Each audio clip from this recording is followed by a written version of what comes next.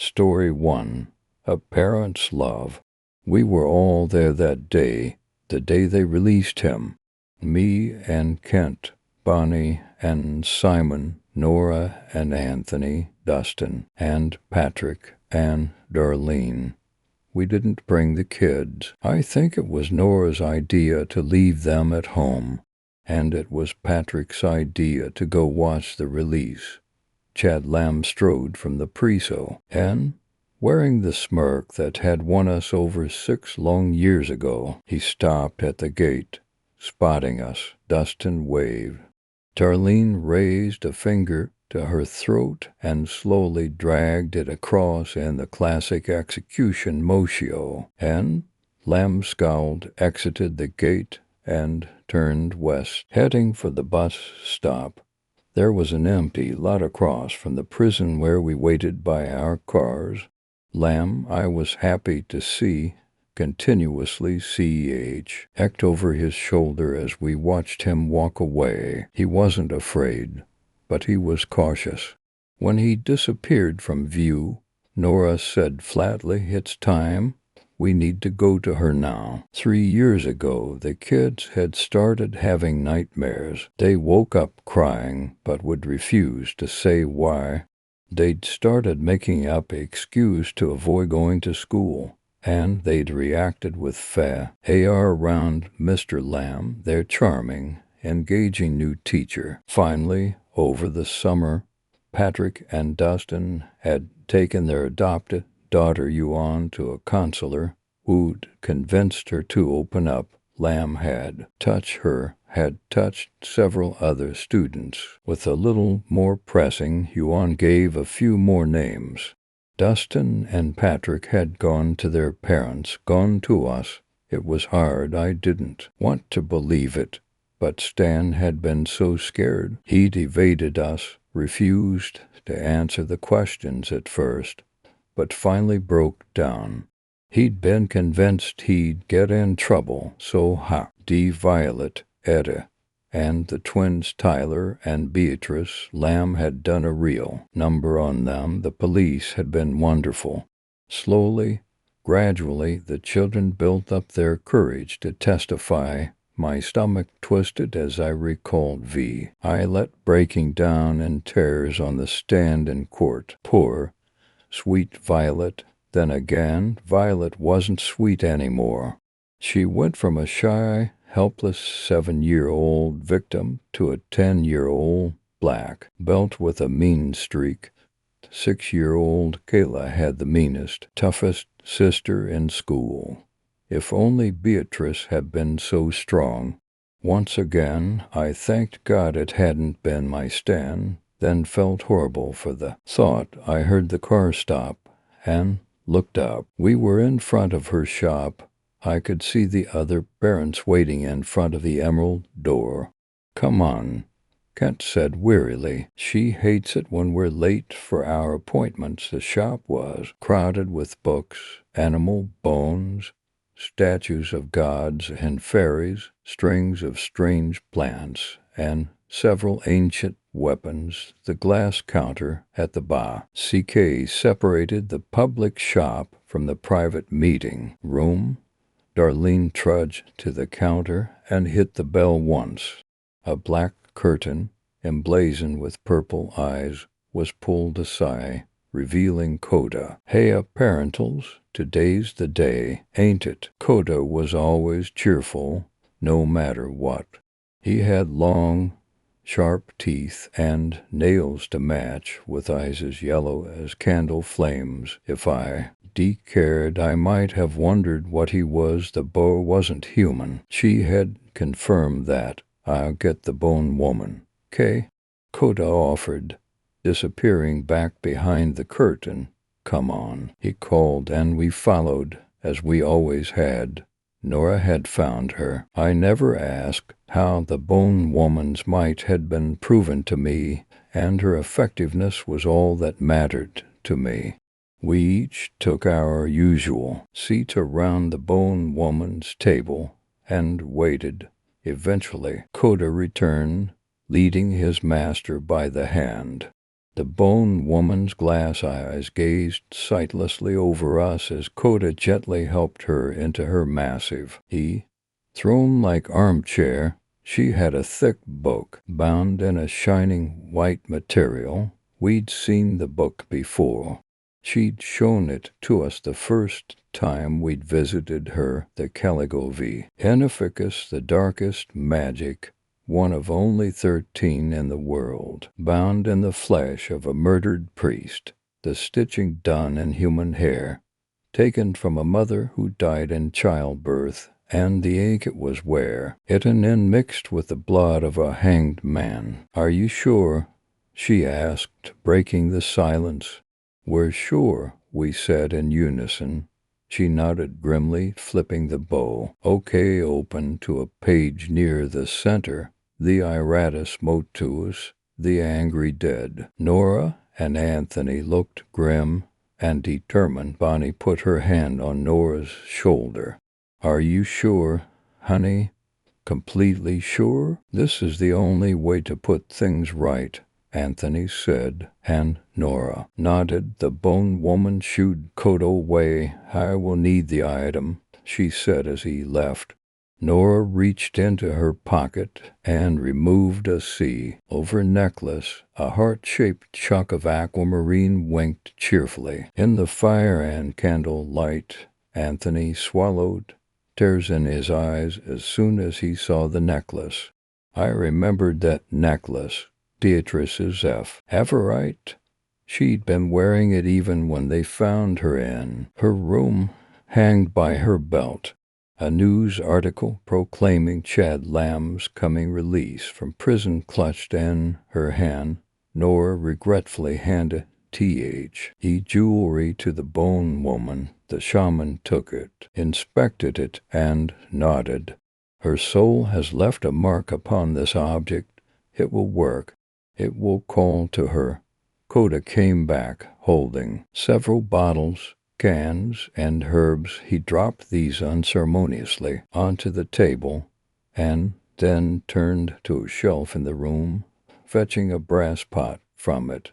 He set this on the table, too, and vanished again. As we watched in silence, the bone woman went to work. She seemed to not need eyes to identify what was what. She seized a decanter of dark, red wine, pouring it into the pot, and began to chant. 3 yellow rose blossoms, a pinch of salt, 7 rabbit bones, the lock of red human hair, a handful of graveyard dirt, snake fangs on and on and on. The brew began to smoke and steam without being boiled, and the bone woman's chanting grew faster and louder. I heard Beatrice's name sprinkled in the foreign chant, Lamb's name as well. Finally, she reached the final stage of it. "Arise, my child, arise, arise, arise. Your killer now walks free, and justice has done not its duty. The time of justice is gone. Now comes vengeance. Arise, my child, arise, arise, arise." There was a burst of sound, and lavender smoke poured from the pot, filling the room and blinding us. A tortured, horrified scream split the air. The smoke cleared, and the bone woman looked at us gravely. "It is done. She shall be waiting for you at the agreed-upon place. Go to her. But, Nora, Anthony, be warned. This is not your daughter. This is an instrument of revenge and unholy justice. Remember the coffin stank, and the body was disgusting. Why did she get this gig? She'd wanted a fresh corpse." The body slowly reassembled, stitching itself back together via the shamanist arcane magic. The bone woman, one of the strongest. Soon the hands were fully reformed, and she'd slammed upwards, tearing open the coffin's cherrywood lid. She pushed up, through the soft icy earth and into the midnight air. The throat fixed itself, and she gulped down oxygen. She didn't need it, but it felt nice for the body. She pulled herself up, settling her feet on the frosty grass. She knew where to go. She rolled her still, repairing shoulders, and walked, heading for the iron gates down the dirt road towards an abandoned barn that her master had ordered her to proc. Too, they shall be waiting, he rumbled. The white dress was tattered, torn, the lace slightly yellowed. She'd lost a shoe on the trip up, and the another on the walk down the hill the grave was on. It was 2 hours to the barn, and the legs were stiff, the arms swung limping, the feet shuffling and shambling.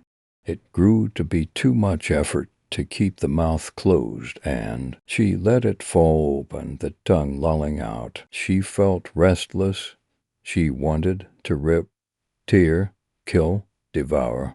She wanted to get the job over with and go home to the fiery, sulphur-scented fields of home. The crumbling barn appeared, and she vaguely spotted several cars parked. She grimaced. Damn! Late as she approached, she heard shouting. The dam which cheated us, nothing's here. God damn it, Nora. How could you? She got to the door, reached up, and ripped it open. 9 living humans looked over at her, startled. One of them took a hesitant step forward. Beatrice. The human whispered. She said nothing, only a raspy moan for an answer. The human drew back, gathering together, whispering. What did she say for us to do? We send her to Lamb, I think. Yeah, okay. They broke apart. And another one. Approach S Vosiratus Martyrs. He fumbled out uncertainly. His Latin was awful, but she nodded once. She pulled back, the blackened lips showing the sharp teeth granted by the spell. She held up the hands, the black, claw-like nails casting shadows. She gave another raspy, hungry moan, and one of the humans burst into tears. Send her away, she wailed. The one before her pointed back out into the night. Jad Lamb, he said firmly. 5831 Carmen Lane. Soon, within a week. Understood. She nodded, moaned, and turned, shambling away. Some instinct, evolved from the earliest days of her people, led her back outside towards town. She did not run. She had time, so much time. She took back roads, moving like a shadow through trees and backyards, quickly approaching Lamb's house. She got hungrier with every step. She needed to eat. Good. She was sure the nose was picking up his scent. Finally, thank you, High Dark Master. There was the house. There was her meal. Chad was still up on his computer, surfing his special sites. Thank God that the American government still had an started monitoring what registered sex offenders looked up on the web. He was so engrossed in a newly posted video that he didn't hear the back door open, nor did he hear the sound of dirty, cold feet padded across his kitchen floor, through his front hall, up his stairs, down his hall, stopping in front of his closed office. He did finally hear the office door open, and looked up. What in the hell? Beatrice Maston was standing in his doorway, standing in at him with puffy, sticky eyes. She smiled at him, her dirt-stained fangs filling her mouth. She shuffled through the door, holding out her arms, curling her claws in and out. Chad fell off his chair, his pants around his ankles, scrambling backwards, until he ran into the far wall. Beatrice reached him and stopped, staring down at him. The girl, from far away in another world asked her to say something, and she complied. After all, fear made the meat taste better. I'm hungry, Mr. Lamb. The man's screams were almost as sweet as his skin story. 2. Resurrection. The chill of the night air was bitingly cold against the exposed skin of my face. A graveyard is never really a pleasant place to be, but it's an especially uncomfortable location on a cold, dark night. I had dressed warmly, but the ominous feeling of the graveyard that night seemed to seep through my clothes and freeze my whole body. It was as if the decaying inhabitants of the grounds were warning me away before I could complete my task. The bag I had brought with me contained 5 black candles, matches, a photograph, a vial of murky liquid, and a sheet of paper containing the words I needed for the ritual I was about to complete. I was more than a little afraid of the task ahead of me, but I couldn't move on with my life until I had closure with Marcus. Asterisk, asterisk, asterisk. What you're asking for is not natural, the old woman said. Her wrinkled face was set in a look of disapproval, and her black eyes seemed to stare right through me. I know it isn't, but it has to be done. I can't move forward until I talk to him one last time, I pleaded with her. I had told her about my why. To speak with my dead boyfriend one last time before I married my fiancé. My boyfriend, Marcus, had died in a car accident on his way home from work, and 6 months later I had met Sam and eventually fallen in love. Now, a year later, I wanted to speak with Marcus one last time and gain his approval before the wedding. The old woman sighed, rose shakily from her seat on the porch, and motioned for me to follow her into the house. The old woman was known as Miss Claudette, and the people in my town regarded her with a mixture of fear and respect for her powers as a witch. Of course, if you asked anyone in a straightforward manner if Miss Claudette was a witch, they would most likely scoff and ridicule you for even asking. But these same people could be seen leaving her house with oddly shaped packages or vials of strange liquids. I followed her into the parlor of the house, where she disappeared behind a shelf crammed with jars, bottles, bags, and various containers filled with unknown substances. In truth, the house made me nervous. The parlor was lit only by candle light, and the room was filled with old leather books with Latin inscriptions, strange-looking artifacts, and photographs depicting several generations of grim-faced women with black eyes. I listened to Miss Claudette rustling around behind the shelf and wondered if what I was asking for could actually be done. The logical part of me said that all of this was nonsense, and I would never speak with Marcus again. However, the less logical side of me urged me to try. Miss Claudette emerged from behind the shelf carrying a bag filled with the things I would need for the ritual. She handed me the bag reluctantly. You will find 5 black candles, matches, a potion, and the words you need to complete your foolhardy task. You'll also need a photograph of the dead one you seek to raise, she said dryly. All you have to do is light the candles, pour the potion over the grave, and speak the words on the paper. I took the bag from her, thanked her, and turned to leave, but she wasn't through with what she had to say. I've never turned away anyone who was in need of my services, but what you're doing is foolish.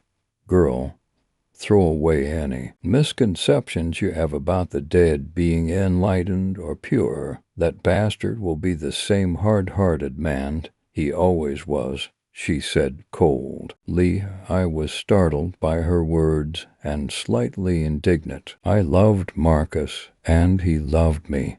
You don't know anything about him or our relationship, I said. She fixed me in that piercing stare until I began to fidget.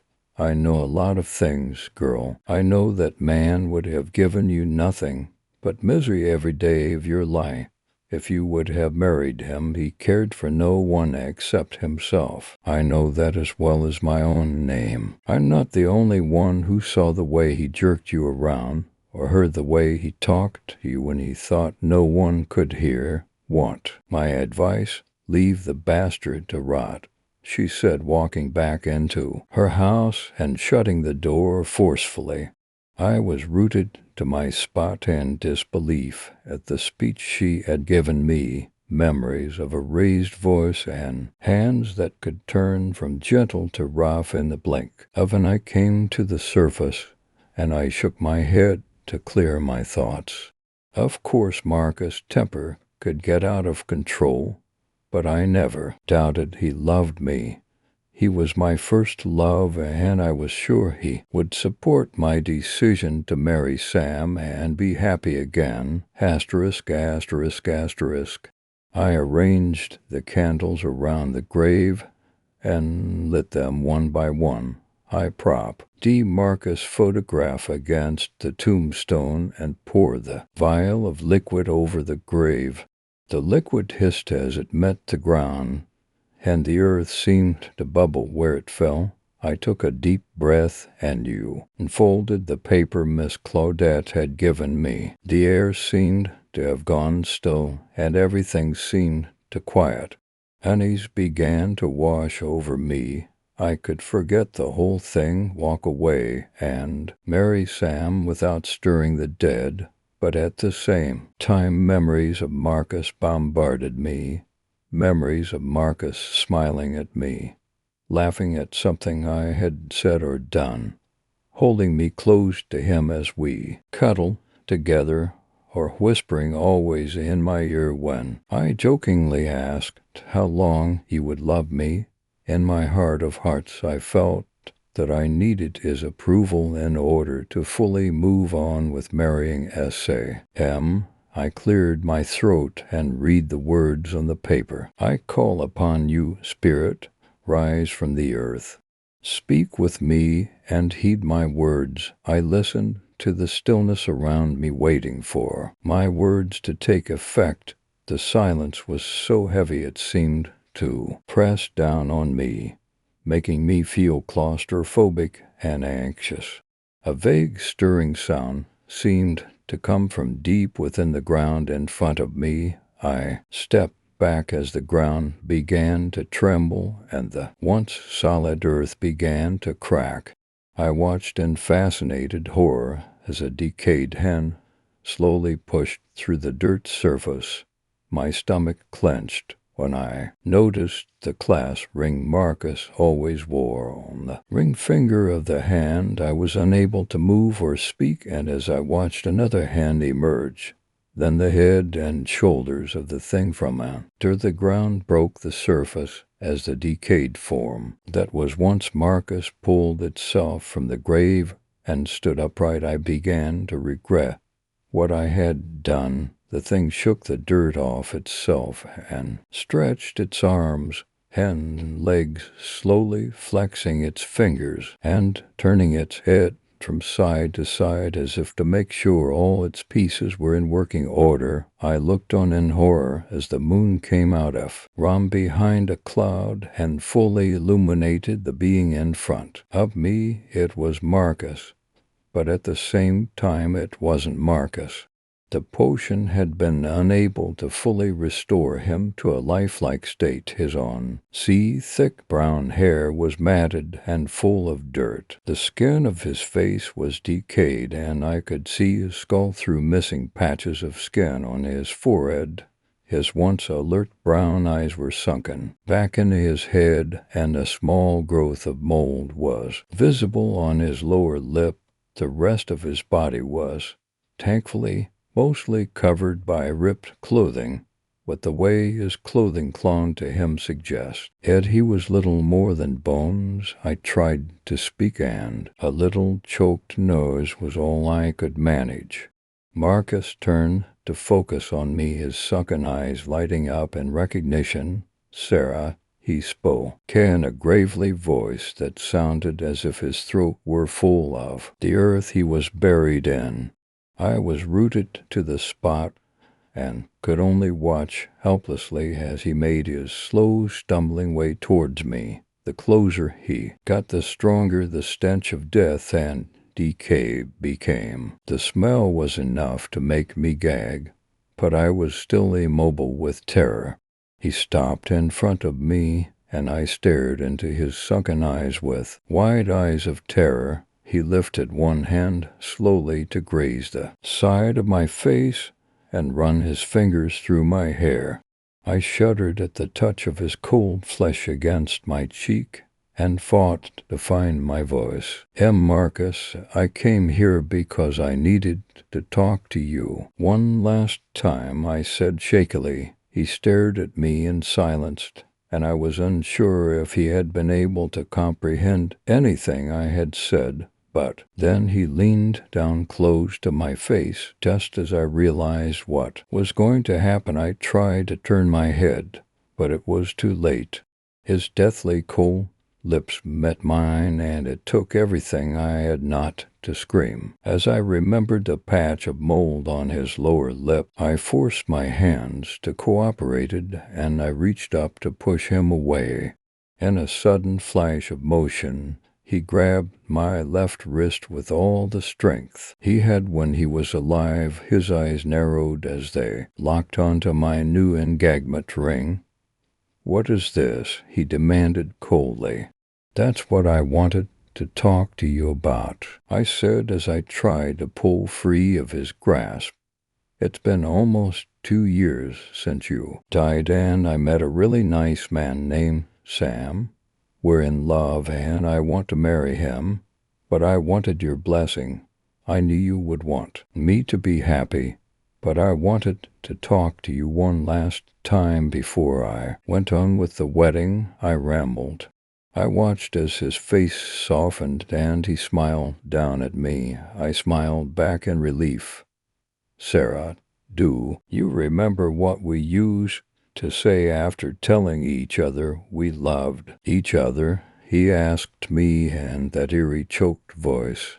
"Always," I asked. "Always," he said before locking his hands around my throat with lightning speed. Panic exploded through my brain as I struggled for breath, kicking and clawing at him with as much strength as I could muster. "You said always," he said accusingly, digging his thumbs deeper into my windpipe. I was no longer getting any air, and my vision was beginning to go black. I could no longer feel his thumbs at my throat. I was drifting. Asterisk, asterisk, asterisk. Miss Claudette found the grave without much trouble. The telltale black candles and the photograph of that dead bastard were still at the grave. The ground looked undisturbed in the early morning light, but Miss Claudette knew there were now 2 bodies in the grave. She sighed and shook her head and began gathering up the candles and the photograph. What did that stupid girl expect? She wondered as she walked away from the grave. Once a hateful bastard, always a hateful bastard. Story 3. Room 1C.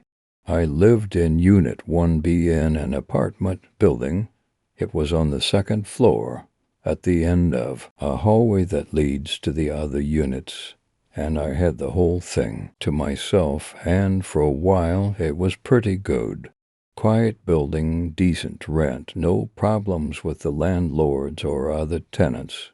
But a couple of months ago, the unit right above me, 1C, started to get noisy. it sounded like a little kid playing and stuff, running around and all that. But the weird thing is, it only happened at night around 11 p.m. or later. I ignored it for as long as I could, but I have to get up early for work, so eventually I had to say something. One night when the kid was really loud, probably around midnight, I went upstairs and stood at 1C's door. Yup, he was definitely in there, running around and playing or something. I knocked on the door, and right away the kid stopped running, I guess. It was one of those times when kids get caught doing something bad, they freeze up and play dumb.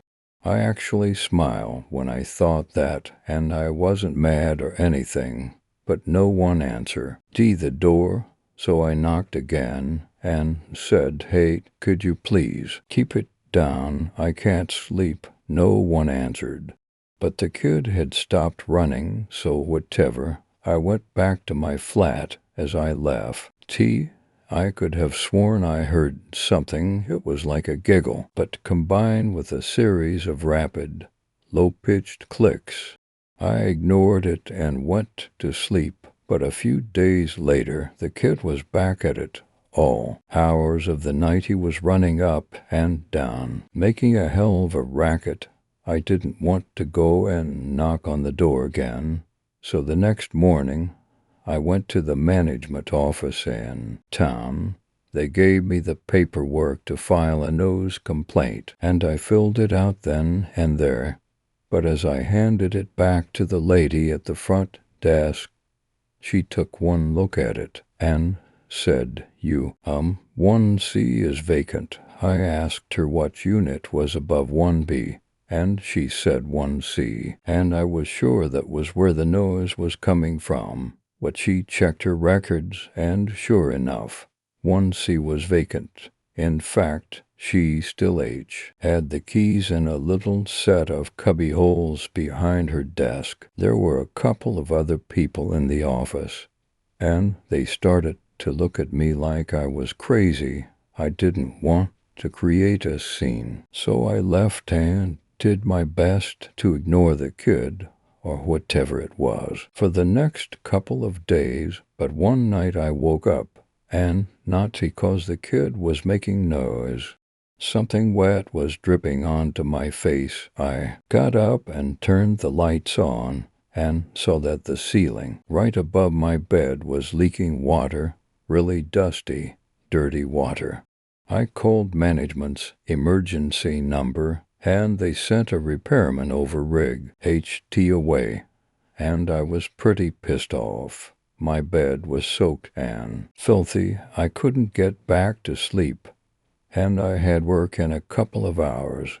So when the repairman came over, I went with him up to 1C. He had the keys, so we didn't have a problem getting in. There was about an inch of dust everywhere, and the moment we went in, it started to fly all over the place. I felt it coating my lips and the inside of my mouth and nose when I breathed, and it was pretty chilly, even though it was the middle of spring and probably 70 degrees outside.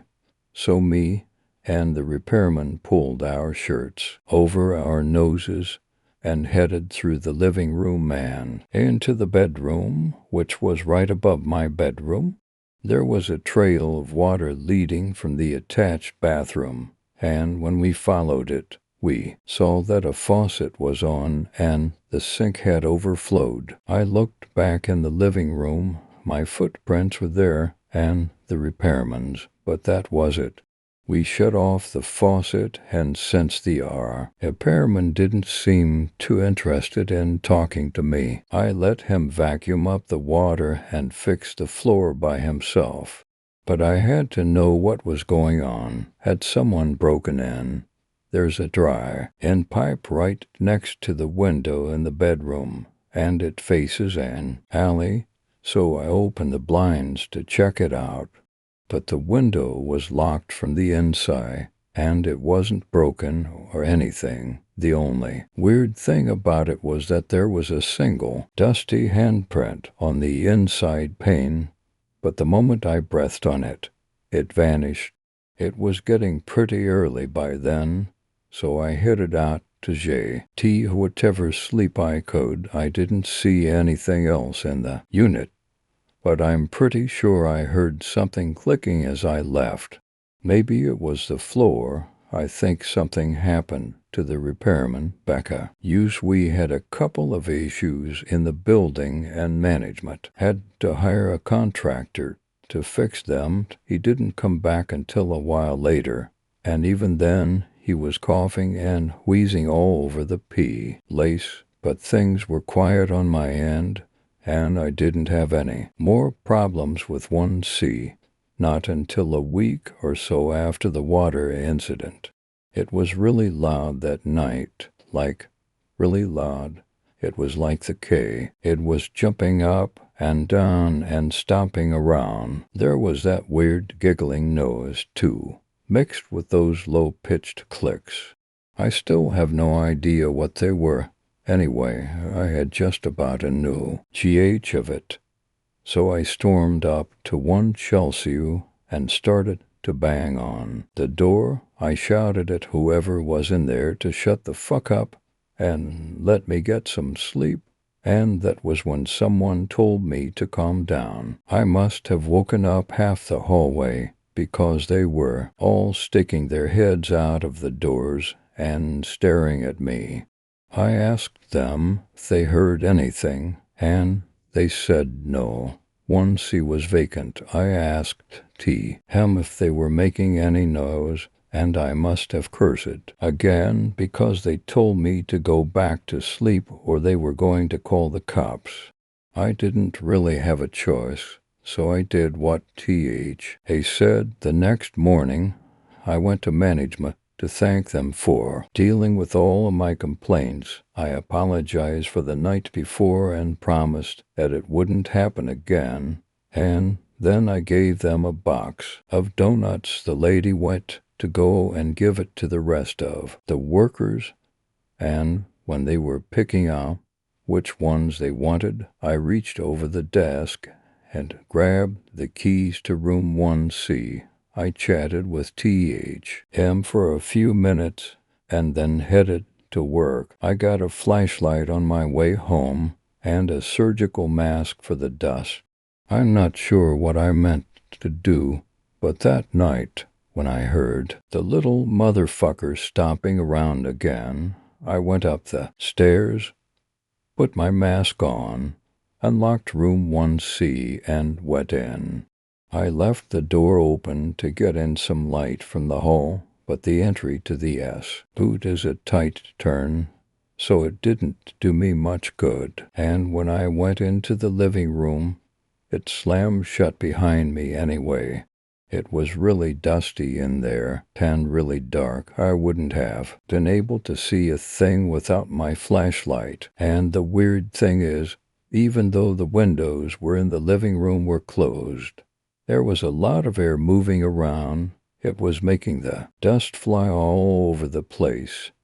Even with my flashlight, I couldn't see very far because of all the dust, but I kept going.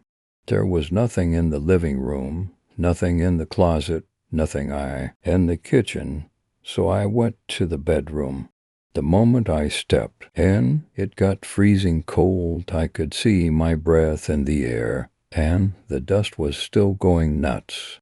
But I went in a little further to talk. Look around. My flashlight died out, and that was weird. Since I got the batteries the day, so I tried to turn on the lights. But of course the electricity had been shut off. The only light was from the street lights through the gaps around the blinds. I was having a tough time breathing. It was because of the surgical mask, so I took it off.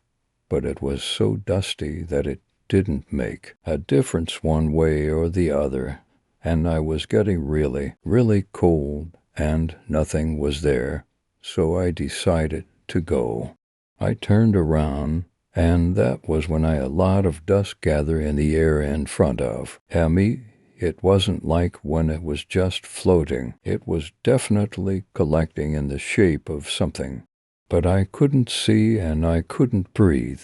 So I stepped aside to get some of the street light on it. It was a face, a kid's face. It smiled for a minute, making that weird clicking sound, and then it started to float toward me. I tried to scream, but the dust got in my mouth, so I held my breath and shoved the kid. I definitely shoved something solid away, and I ran the fuck out of the bedroom and toward the door, but it was locked and my key didn't work, and I heard footsteps behind me, light footsteps, and a kid giggling. When it got close, I kicked out as hard as I could, and then I managed to break the door down and get back into the hallway. That got Verioni out, and they were all looking at me like I was a freak. But I talked to an old lady about it later, and she said that when they saw how pale I was and how hard I was struggling to breathe, they knew that something was wrong. I couldn't talk. I was coughing so much, so I just pointed at the door. A couple of big guys went in to check it out. They didn't need flashlights. The lights worked just fine when they turned them on. They told me they saw footprints in the dust. Most of them were mine, but some of them were a lot smaller, and one of them said that just next to the door there was a heavier layer of dust, and it was in the shape of a little kid. I got an apartment down the street the next day. Management agreed. He gave me my security deposit CK if they could rent 1B by the next month. So there were a bunch of people looking at it while I was moving my stuff out. One of them asked me if the other tenants were quiet, if there were any noisy kids or anything. I just said no, and he ended up taking the place. I saw him at a bar yesterday. I asked him if it was still a quiet building, and he said yeah, for the most part. But some nights he hears something from the unit above him. I said, "What? Is it a little kid being loud or something?" He said, "No, it's a little kid crying." Story for the boy. "Take off the blindfolds," they said as I started to gain consciousness once again. When they took it off, I shielded my eyes for a second to keep the blinding light out of my eyes. Once my eyes adjusted, I looked around to figure out what was going on. I looked at myself to see that I was kneeling on the ground, very sandy ground. That Dan stood up to get a better look at the area. After wiping the sand off of my shorts, I looked around to see that I was on a very small and sandy island with 11 of us all together, including me. 6 of them were like me, confused and just standing up. The other 4 watched us get up, all of them armed with baseball bats, and one of them with a bandana covering his mouth. The strangest thing about the place, however, was that the island appeared to be surrounded by some kind of polluted water, as it was a shade of light black. Maybe an oil spill or something.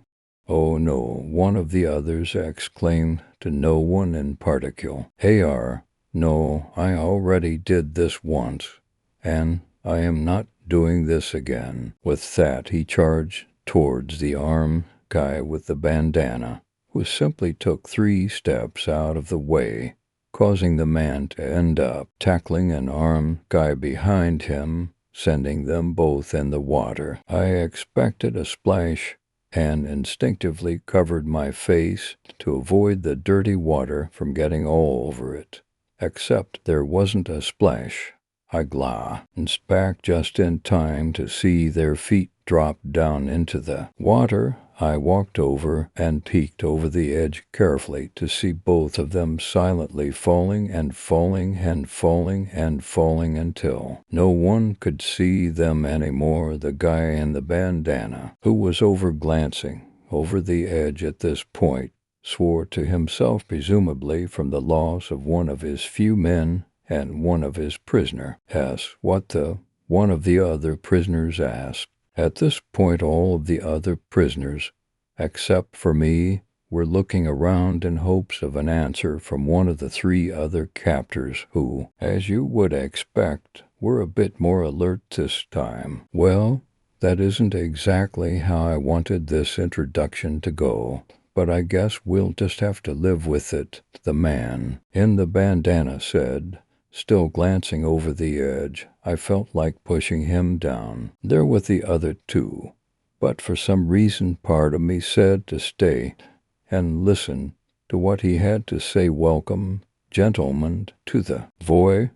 Now you probably have many questions right now, but I am afraid that I will not be able to answer any until you do a small favor for my friends and I here.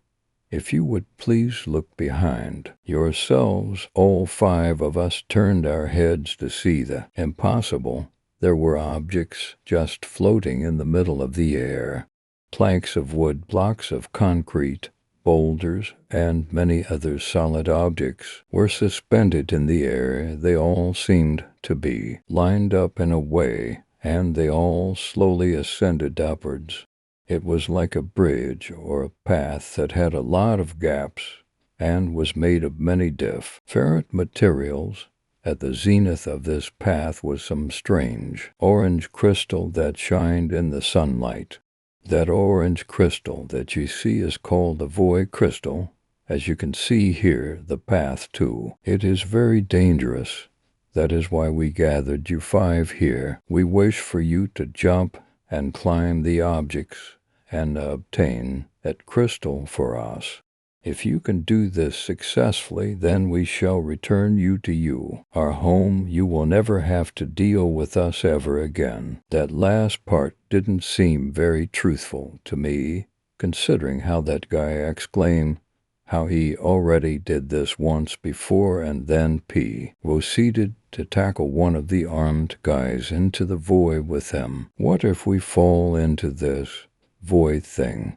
What happens to us if we fall down there, like those two other guys? One of the younger prisoners asked. Well, the bandana man said, we don't know exactly what happens. We can confirm that you don't die, as you literally can't die from falling, and we've found out that your senses start to numb as you fall. We presume that you fall forever, but we can't be entirely sure at this point. That answer surprised me. I figured that if you fell, you would die of falling, or, if not falling, starvation or something. They made it sound like you actually go somewhere once you fall far enough. Even so, he made it clear that you don't want to fall. You there, the bandana guy said, pointing to a young boy next to me. You go first. We've watched you jump from rooftop to rooftop in your hometown. This shouldn't be much different than that. I watched as the boy, who looked to be about 15, slowly get up and walk over to the edge of the island where the path started. He took a deep breath, let it out, and then leapt towards the first object. He managed to grab a hold of the debris, but he had a hard time getting himself on top of it. Eventually he scaled it and leapt to another piece, landing on top of it. On the third jump, however, he tripped on his last step and fell. I heard him scream for a few seconds before it was abruptly cut off, renewing the silence that had remained before. This is messed up, an older prisoner declared. You just made that kid kill himself. I am not going to do the same. With that, he went over to one of the armed guys and punched him in the lower jaw. The armed guy quickly swung his bat several times and beat down the man. A few seconds ago, the man was standing up just fine. Now he was on the ground, being beat down mercilessly by a guy with a baseball bat. The armed guy stopped after a bit, leaving the prisoner to curl up in pain on the sandy ground of the floating island. After that, the man in the bandana walked over, picked up the prisoner, and threw him into the void. He turned around and looked at all of our faces, which were now filled with fear and panic.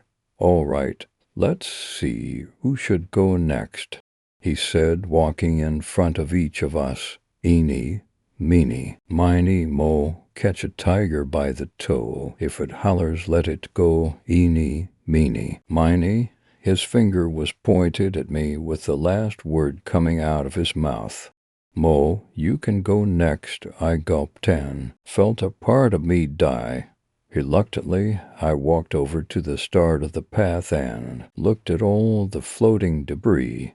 I had past experience of stuff like this, but I haven't done it for a good 3 years ever since. I broke my leg doing it. My leg was healed now, but I knew that I was still rusty on my skills.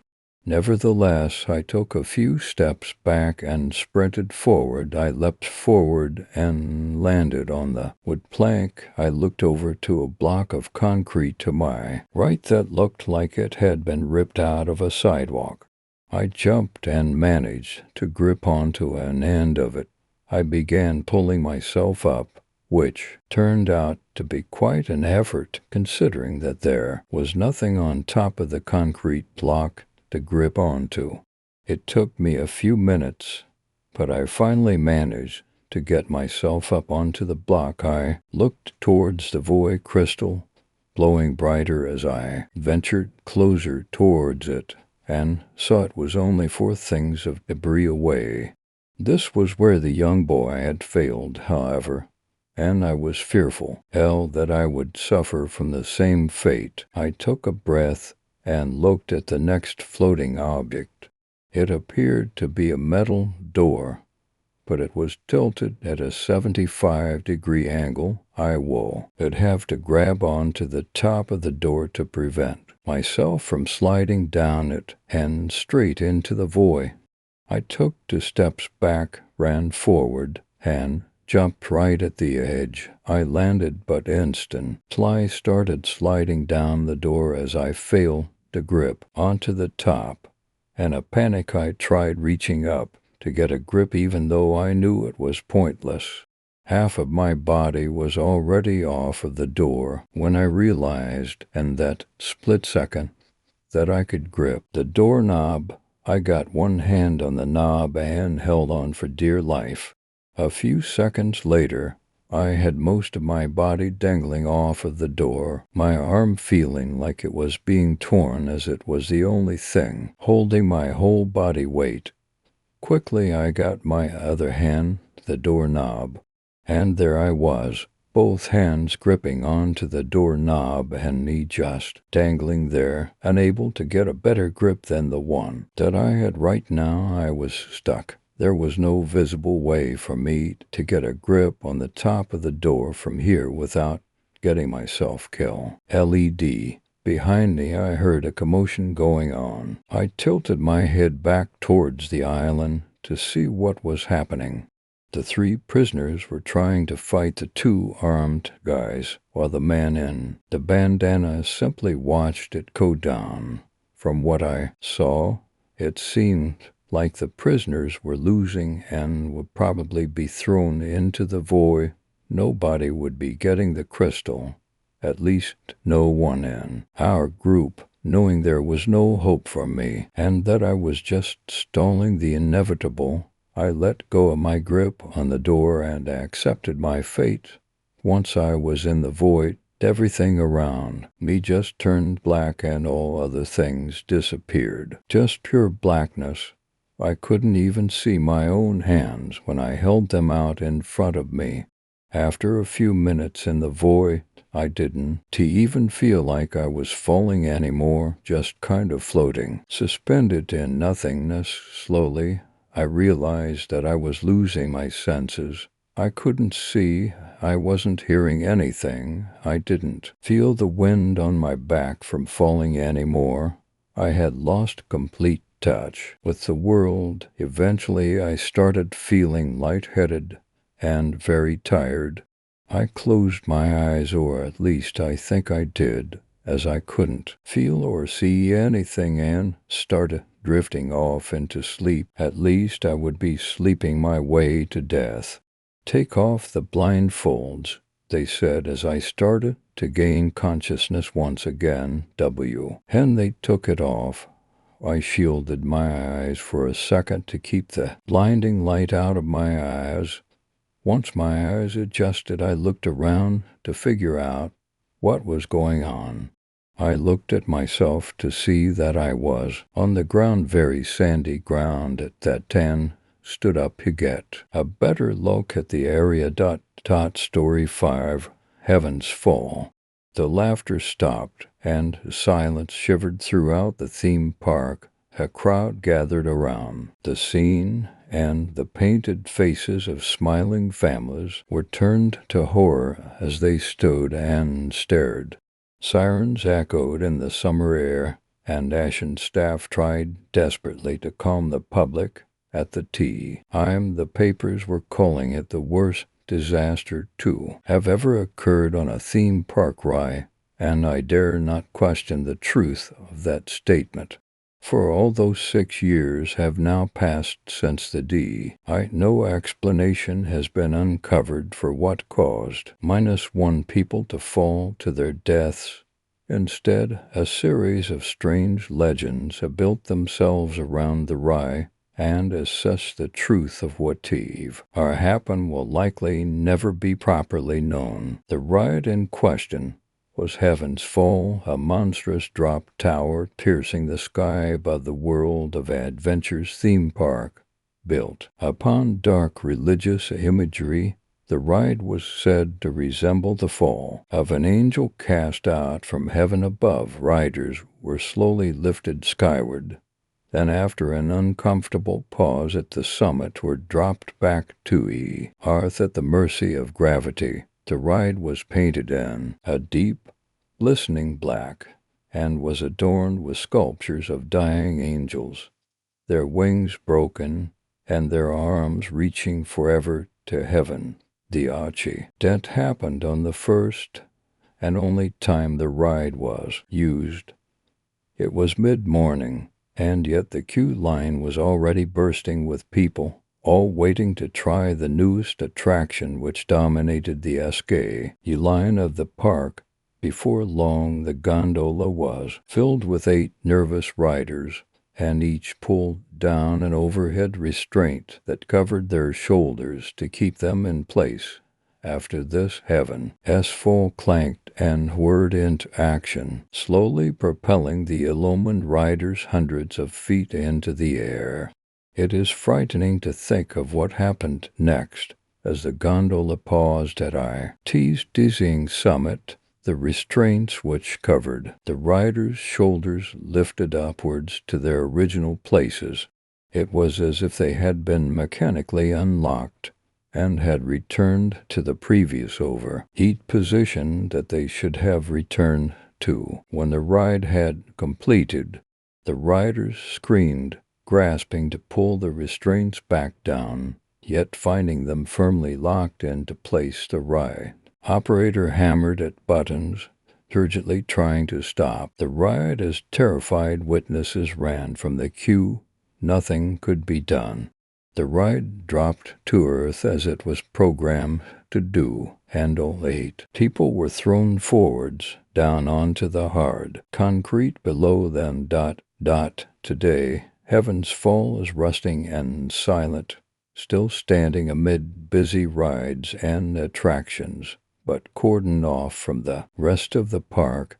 It has become but a still, gruesome memorial to those who lost their lives on its opening day. To some, its appearance in the park is akin to a graveyard obelly, SK, and the carven angels which decorate it are thus reaching to the sky in mournful remembrance. I will admit that I have something of an obsession with heaven's fall. I was not aware of it at the time of the accident, but when I first saw its rusted remains tearing at me when I went to the park, that hideous ride infected my mind. There is something about it, how it stands apart from the other attractions, how it speaks of dark and unsolved things, how it inspires such fear and fascination in all who know of its terrible accident. Since I discovered Heaven's Fall, I have collected everything that I can find surrounding its history and its accident. I have access to countless newspaper cuttings, have purchased maps and unused souvenirs of the ride, and even own a rare promotional poster showing a Lucifer-esque angel falling to earth against a silhouette of the park.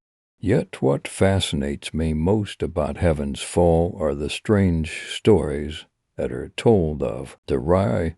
After all, we each put our trust in amusement rides. We strap ourselves in and challenge them to scare us, longing for greater and bigger thrills whilst safe in the knowledge it is only a ride. But when something goes wrong, that illusion of safety is immediately shattered. Colorful paint and buoyant effects can no longer hide the gray, cold machinery beneath. Most of the stories about he read are nothing but the creation of idle minds, but it is not such legends which interest me.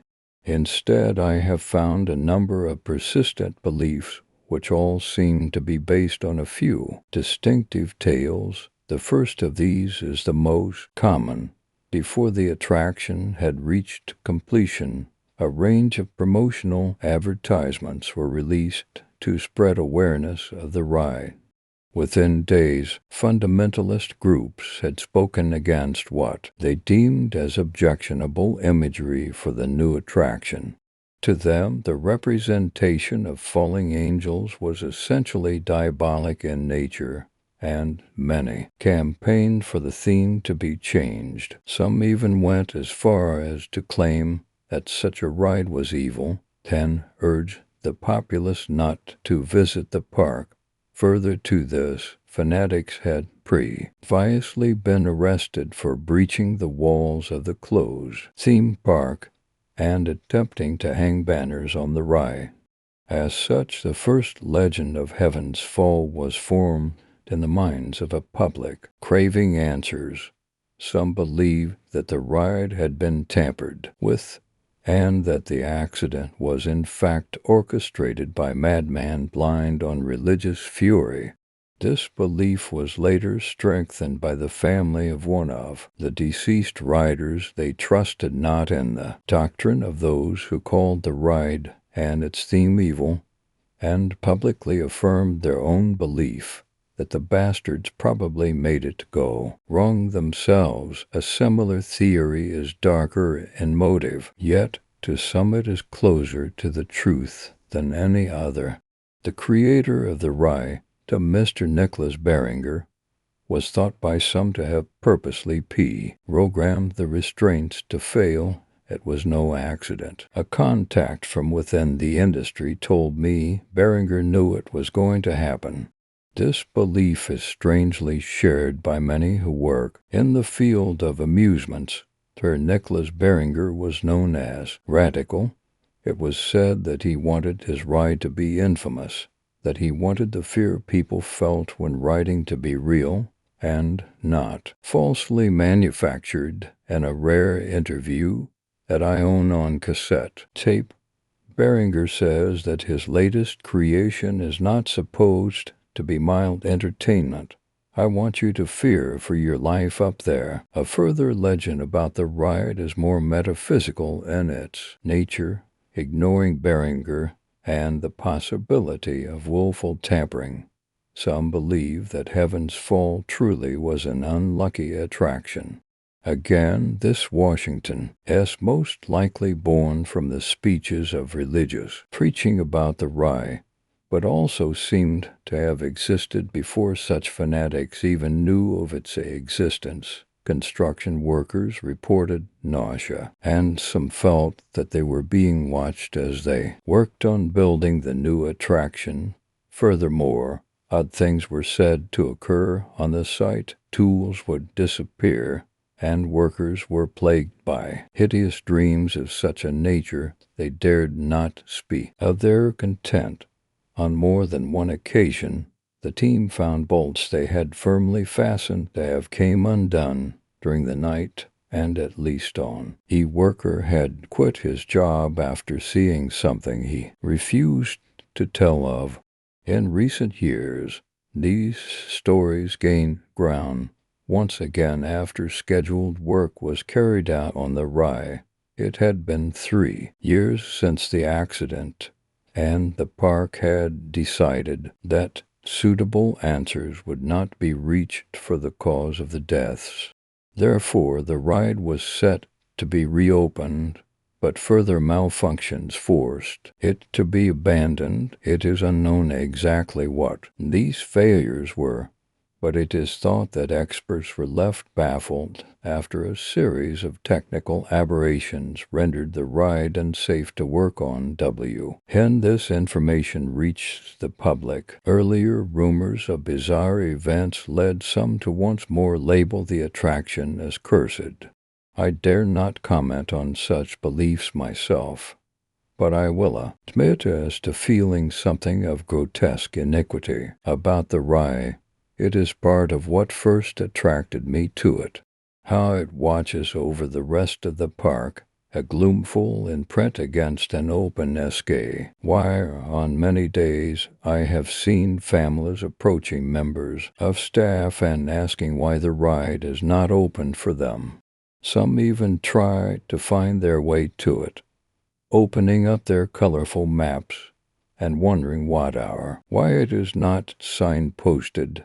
Of course, should one inspect the pathways closed to the rye, the original queue line is still visible, now blocked off with edges and clumps of tall foliage. Even so, visit the park at the end of the season, when the trees and bushes have lost their leaves, and the angel sculptures of Heaven's Fall can be seen to peer out from behind the dead branches. In this Heaven's Fall is an abnormality. World of Adventures is a family park, and the scent of candy floss fills the air as one walks along pathways of color and music. It is home to rides both thrilling and tame, and forever attracts large crowds of people addicted to its pure and enjoyable atmosphere. Heaven's Fall is thus out of place, and its dark aesthetics and symbolism are a far cry from other attractions in the park. Indeed, I have wondered many times why the ride was not pulled down, for its existence tarnished the blameless aura of the otherwise rainbow-colored theme park. As I write this, however, I have but yesterday gained new information about what is happening to Heaven's Fall. It frightens me somewhat to bring it to mind, but my heart is also aflutter with sensations of the greatest curiosity, for it seems that the reason the ride was abandoned was due to excesses of legal red tape. Last winter, however, the case of the accident was finally closed, and all our remaining legal bureaucracy was lifted from the park and its infamous rye. What this means is of the greatest importance to me, for when the park reopens in exactly 2 weeks from tomorrow's date, Heaven's Fall will be reopened with it. It will be the first time the ride has been used since its opening day over 6 years ago. The hedges and trees will be cleared away, and the queue to that notorious ride will once again be brimming with people. What is going to happen?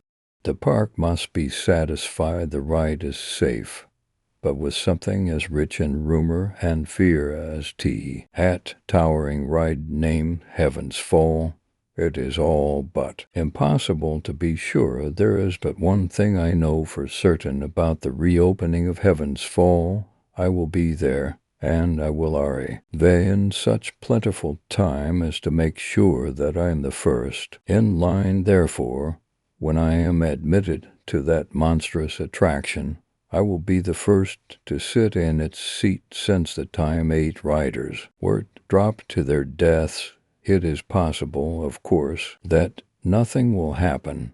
The ride will work as it is supposed to, and I, along with 7 others, will have survived that most legendary of attract ions. Yet there is always a chance, no matter how small it might appear to the masses, that the stories told about the ride are true. Either way, I have to know. Story 6. From the mouths of lambs. It had been an unseasonably mild November day, and my lounge was flooded with the kind of beautiful caramel light that only seems particular to bright autumn days. My fiancé, a sports coach at a local secondary school, had left that morning for a tour with his rugby team. "Are you sure you'll be all right without me?" John had asked before he left, cupping my face between his large hands, calloused from too much hockey. "Actually, I can't wait to have a break from you." I'd laughed, ducking away from his reactionary tickle, and eyeing him out the back door, where I stood to wave goodbye. "Okay, you little toughie," he chuckled as he climbed into his car. "But remember, no playing with matches, no running with scissors. How about talking to strangers?" I'd called as he pulled away, waving a huge hand out of the window. So now I sat down to begin the long, but not entirely unpleasant job of filling in Christmas reports for the children at nursery school where I worked. I loved my job and was good at it, despite the endless paperwork and gradually diminishing pay. I also, honestly, loved to spend time alone. I'd poured myself a large glass of wine and set a Nina Simone vinyl playing on my beloved record player, feeling surprisingly content. Despite the long night of work ahead, Jamie is a very polite, well-behaved boy who has begun to show a real interest in drawing. Sonika has become a lot more confident and is now very sociable with the other children. Leela has been working very hard on her numbers and is always the first to tidy up after herself. The children under my care, all age from 2 to 5, were generally delightful. They were at that inquisitive stage of life that informed so much of their character when the seeds of who they'd later become were sown. I filled in the reports at an impressive rate, stopping only to replenish my glass and change vinyl, reveling in the freedom of being home alone. I worked on, uninterrupted, until there was a knock at the door, which jolted me out of my reverie. Standing up, I glanced at the clock and saw that I had been absorbed in my work for several hours. The music had stopped playing without me realizing, and the sky visible through the large windows was now a luscious midnight blue. There was a second knock, this time from the back door. I was somewhat startled. I hadn't heard anyone walk down the path by the house which led to the garden, but also relieved. Only our friends and family knew that the front door was in fact always locked and bolted, as it led directly into John's office. This meant that any knocks from the back door were almost certainly someone we knew and wanted to see. I swiftly passed from the lounge into the kitchen and opened the Yale lock on the back door Puzzled by the decidedly short shadow in the frosted glass, I swung the door open and did a double take. Standing on the back patio, looking down at the floor, was the sandy head of a young boy. Oh, I heard myself say in surprise, before a confident voice interrupted. Good evening. I'm so sorry to disturb you. Can I come inside? I was immediately struck by the intelligent little voice with which the boy spoke. Still slightly dazed by the sudden interruption, I tried to take in who I was looking at. The boy seemed to be around 12 years old, with blondish hair and freckled skin. It struck me that his clothes seemed more suited to a younger boy. He wore knee-length shorts, a dark blue jumper with a sailboat motif, and shiny, buckle-up shoes. I'd seen it before. Children being dressed by a parent who weren't quite ready to accept their child's aging, instead trying to contain them in a time warp. Perpetually 6 years old, however, these children usually complied with this, either retaining the painful shyness of their early years or constantly teetering at the edge of a tantrum. However, this child was precocious, a confident, calm boy who seemed unperturbed by the dark closing in around him, and perfectly content to knock on the door of a stranger unannounced. Nonetheless, he kept his chin tucked into his chest, apparently examining his shoes in a rictus of timidity. Pardon," I stammered, still taken aback by the situation. "Good evening. I'm so sorry to disturb you. Can I come inside?" the boy repeated, even reproducing the inflection of his first statement. Crouching down, I tried to peer into his face. His eyes were tightly clenched shut. "Are you alone out here?" I asked gently. "Have you lost your parents?" I couldn't explain the acid-like sense of nerves that was beginning to rise in my stomach. There was something about this boy that was making my fingers tingle, as though he had some terrible deformity, but he looked perfectly normal. I chalked it up to the strange circumstances of a knock late at night, and began to look around for another sign of life. My back garden ran straight into a field, and the nearest neighbor was almost a mile away. "Can I come inside?" the boy insisted. I was now beginning to feel irritated and straightened up, folding my arms. I gave myself a small shake and forced myself into work mode. "Why do you want to come inside? Hey, where are your parents?" I asked firmly. Despite the jittering in my chest, "I'm happy to help, but I need you to explain what's happened."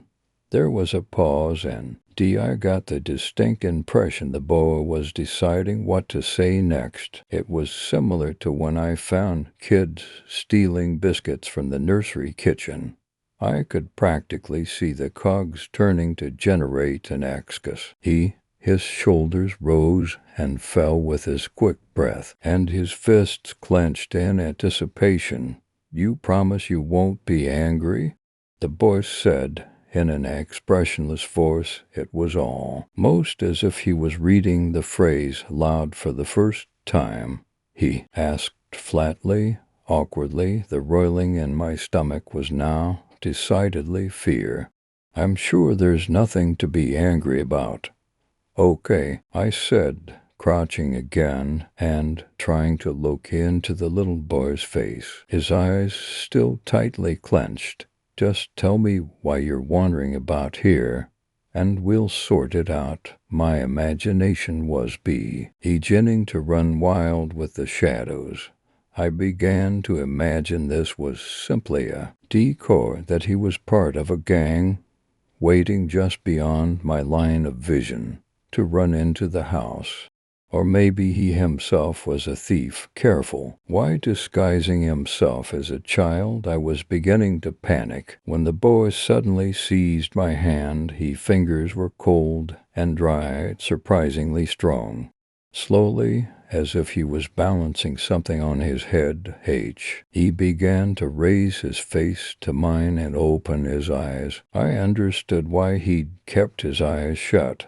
I found myself looking into two onyx pits, shining old back eyes, without pupil, iris, or whites. I could see my own shocked face reflected twice back at me. I gasped, recoiled, and the boy's lip curled in angry response. "You said you wouldn't get angry," he hissed, his child-like face warped with rage. I felt myself flush red with shame, and immediately regretted my reaction. What if it was some kind of birth defect or disability? I thought of the children at work and tried to backtrack. No, I'm not angry at all, I cry, waving my hands as though fanning a fire in what I must have felt was a pacifying fashion. "Listen, why don't you pop inside and we'll try to call your parents," I said pleadingly. I immediately wished I had not. Just as quickly as the anger had come, it was gone. The boy widened his slow-colored eyes, stretching his mouth into a smile that seemed to fill the bottom half of his face with teeth. Now he truly did look disfigured, as though his mouth had been slashed into an impossibly wide grimace. "Ed, to say it properly," he said. "What do you mean?" I asked shakily. I was beginning to understand what felt so wrong about the boy. The year before, my grandmother had died from cancer, and I had sat by her bed in the hospital for the last few days of her life, holding her hand. I loved my grandma dearly, but there had been something wrong during those last few days. Something sickening. It was as though her dying body had changed, the very essence of her, as if she had one foot in each world. Now, just like then, I had that feeling. My whole body was reeling away from an unmistakable presence.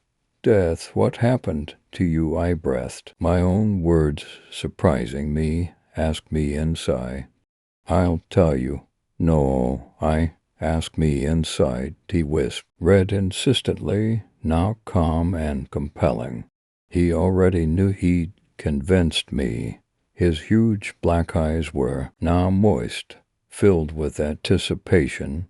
He seemed almost to drool. I blinked, took a sharp breath. My body was moving without my will. I was stepping back from the door, spreading my arms wide, never once looking away from his eyes. "Come inside," I said. "I'm home." John cried as he shunted the back door. All ten with a shoulder, heaving his bag inside. He listened for a response from Mia. He was met with silence. "Mia, hello." He called again, shutting the door behind him and walking into the kitchen, exhausted. A bottle of white wine stood on the counter, open and warm. John chuckled and scooped it up from the side. Seriously, he shouted, still laughing to himself. "It's not even 10 a.m., was it that hard to spend a week without me?" Silence. Then, from behind the door to the hallway, a thud. "Mia," John called, moving towards the hall. "Don't even try to scare me. I will tickle you until you." The door swung open. John staggered back, gagging. The carpet in the hall was completely saturated. No longer beige. It was impossibly crimson, soaked with blood, surely more blood than one body could possibly hold. The air Washington as thick with it. The walls splashed, as though something had been thrown in it. The week that had passed since its first spill had let it warm. Around the radiator, It was beginning to dry and flake. By the door, a large pile of mail was soaked. John was frozen, almost hypnotized. It was then that he noticed a heap at the bottom of the stairs, like a pile of discarded clothes. It too was covered in blood, but John distinctly recognized me as grew Cardigan. His body seemed to understand before his mind did. With an involuntary whimper, he realized something within the P. I was moving jerkily, savagely. He had only a moment in which to wonder, horrified, what it was, when an emaciated hand dropped onto the sodden carpet, knocked aside, as the small blonde figure arose from the other side of the heap with something wet and purplish in its mouth. John could only wonder dimly, deliriously, which piece of his fiancée was the last thing he'd see. Story 7. The Devil's Mimic. You know what our problem is. We're too damned accommodating. That's what I told my wife when she agreed to look after that awful bird. We already look after a Friday and toddler every Thursday, and take the lady across the corridor shopping. And then there are all the charity case kids she teaches piano for free. It's just too much. So when her Aunt Margaret asked us to look after her pet minna bird while she went to Belgium, I wanted to refuse. Of course, my wife didn't. You must know the problem with minna birds. They mimic sounds they enjoy hearing. Over and over again, I read on the internet about a Japanese woman who looked after her friend's minna. After 3 days of the bird making the sound of a microwave, she could take no more. She "Hut up, or I'll make you yakitori." Of course, that became the bird's favorite phrase, and the woman spent the next month trying to re-educate it. So we spent the next 2 weeks on our best behavior. No swearing, no shouting. No, well, anyway, we were on our best behavior. My wife's loves classical music, so we left the radio on classic FM. Unfortunately, the bird grew fond of Alan Titchmarsh, so we had to switch to BBC Radio 3. Apart from the fact the bird could imitate the phone bloody thing, I was waiting for a job interview. Everything went smoothly until 2 weeks into its stay. The first setback was a call from Belgium. The aunt had had an accident and needed surgery. She apologized profusely, asking us to look after the minna until she found a friend to look after it on a long-term basis. Annoying as it was, this was only a minor inconvenience compared to what happened next. I confess that something about that bird's continuous chattering put me on edge, and I found myself unable to sleep. One night, staring blearily at the ceiling, I heard a snatch of music from the next room. I looked at the alarm clock, for in the morning, I wondered, had someone left the radio on, or was it the minna? I wanted to ignore it, but I was on edge. I went into the next room and checked the radio off. I turned to the minna. I was about to say something, but then, try as I might, I can't fully describe what happened next. Somehow, what the bird said to me is still etched in my soul. I hear each syllable clearly, yet I cannot manage to get it down on paper. I will try to describe it for you. A deep, guttural voice, weary but full of malice. It was as if the voice were coming out of the ground, from a distant, moss-eaten sepulchre. What the voice said I couldn't understand, but it filled me with inescapable, crushing dread.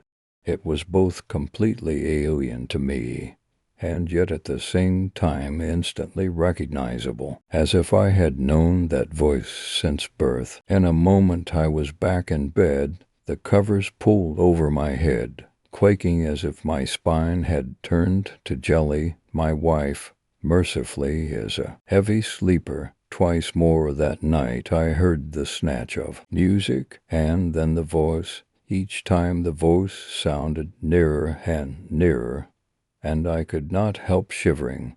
In the morning I asked my Wi-Fi if she had been disturbed in the night. Thankfully she had not. I felt like asking to get rid of the Mena, but I knew that would make things worse.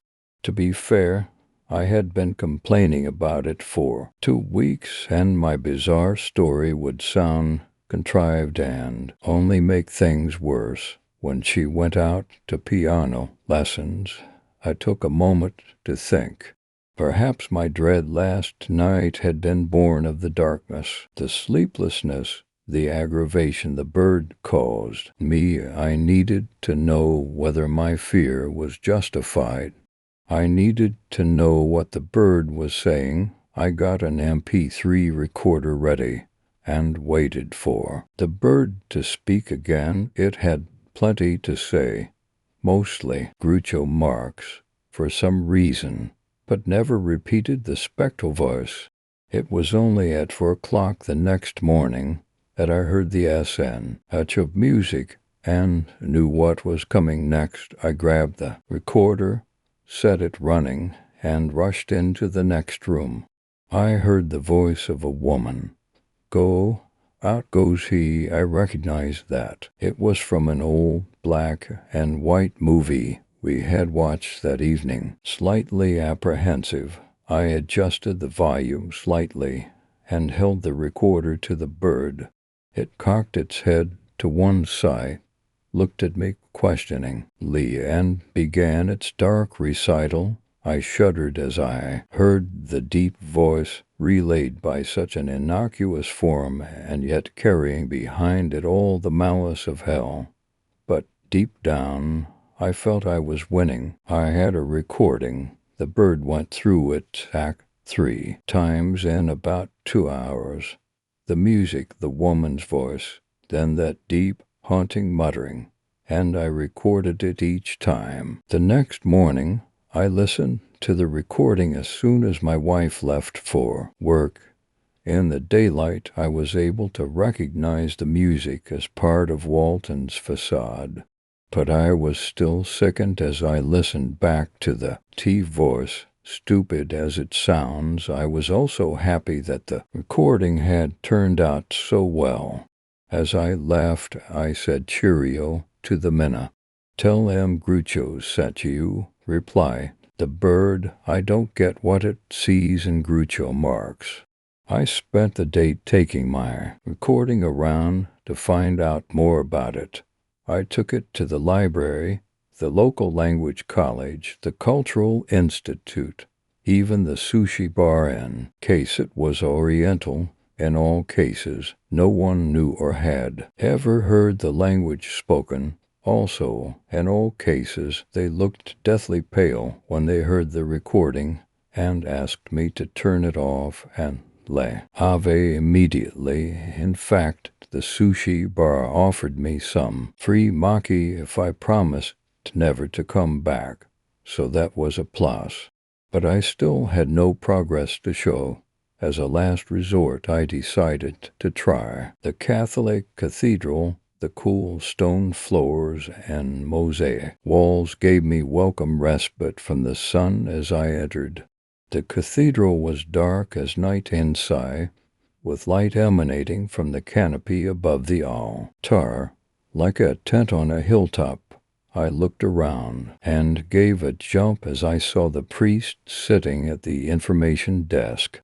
He was tall, quite old, and almost skeletally thin. Under his thick glasses, he arranged his mouth into a thin smile and gave a clumsy wave. I approached with some trepidation and told him why I had come.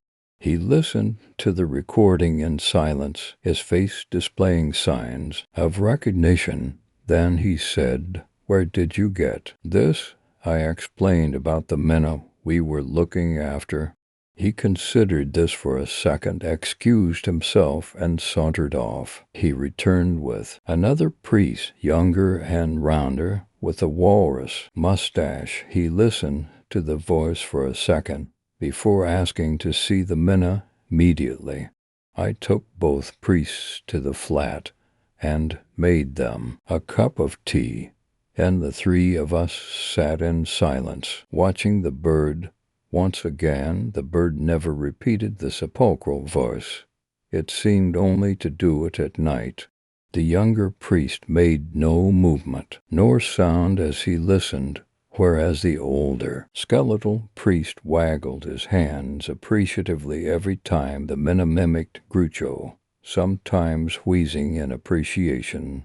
After half an hour, the yunge, our priest, spoke. "Mr. Stevens, thank you for alerting us to this extremely serious matter. You did the right thing. I am happy to say that you aren't in any immediate dang. The bird is merely copying some person it has heard." Saying this, he also does an excellent Groucho, interjected the older priest. "However," continued the younger priestess, sternly, "whoever said these words is in grave danger. I would ask you to find out where the bird learnt these words and allow us to meet this person." "But how would I find out? It could be from the radio or the TV, or I very much doubt that. You must try to remember everyone who has spoken to the bird." I looked into my tea and shuddered. The young priest sensed my reluctance and said, "Mr. Stevens, you should be happy. You have the chance to save a soul. Such opportunities are not common." After they left, I started racking my brains, writing lists of everyone who had visited the flat. To be honest, I suspected my wife. She had been increasingly distant recently, and I knew the fact I had been out of a job so long was taking its toll on our relationship. I did not know how her voice could get like that, but I knew I didn't understand exactly what I was dealing with. A more promising solution, however, presented itself the next day. Around lunchtime, the phone rang. I answered, but I felt my stomach turn and my heart race when I heard the voice at the other end. It was the deep, stony baritone, somewhat more cheerful than the minnow's nocturnal chant, but with unmissed a cable menace. I tried to answer, but only choked when I tried to form words. "Mr. Stevens, are you there, ye?" "Yes, that's me," I reply, regaining my composure. "You're looking after Margaret's minnow. Is that right?" "Yes, that's right." "Oh, good. Margaret just phoned from Ostend. She wants me to look after it.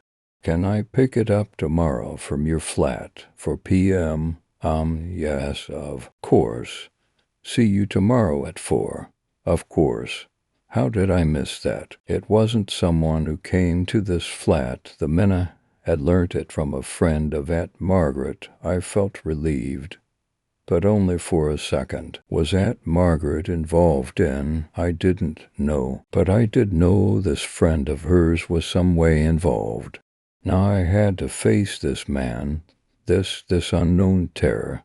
I didn't know what to expect. I was worried. If I exposed this man, how would he react? Would it be safe? The next day came.